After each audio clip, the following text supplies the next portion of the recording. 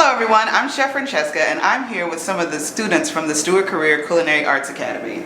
Hi, I'm Kira. Hi, I'm Nathan. Hi, I'm Ayana. Today I'm going to show these students how to make a wonderful holiday breakfast. As the holidays roll around, you know, we're interested in the desserts and the lunches and things like that. I love a good breakfast and I love a make-ahead breakfast, which this is. This is my breakfast bread pudding with fresh croissants, of course. So here we go. We're going to start off with, all of the children have croissants that have been toasted and diced and cubed, and they have these vegetables in the vegetable mix. There are onions, spinach, bell pepper, and mushrooms, and then they have a custard of cream, eggs, and cheese, and then we're going to top everything with more cheese, bacon, and green onions. How bad could it be? Okay, so we're going to start with you all taking your vegetable mix and we're going to mix that into the croissants.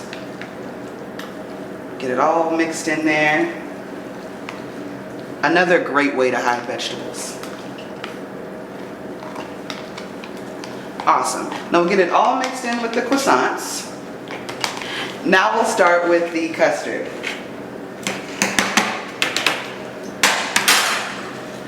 So we do have cheese in the custard already, so we'll get some of the cheese out and then we'll just slowly pour some of the custard in. For this mixture, once you get your custard into the croissants, this is going to need some soaking time. So we're going to let it soak for about 20 minutes and then we bake it for an additional 25. These recipes will be available for you all to see.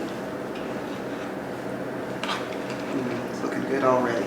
Now once you get the cheese, you can just start to pour some of the custard over it.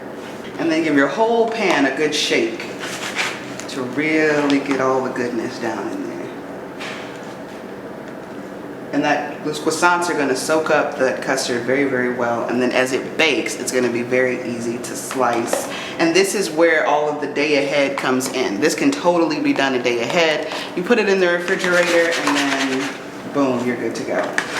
Now, once we've got it all mixed together, we're going to top it with bacon, more cheese, and green onions. Just like that. And once it's all ready and baked up and prepped, you get this delicious finished product. And I'm telling you, anybody that comes to my home for the holidays is looking for my breakfast bread pudding. And it's super easy and quite tasty as well.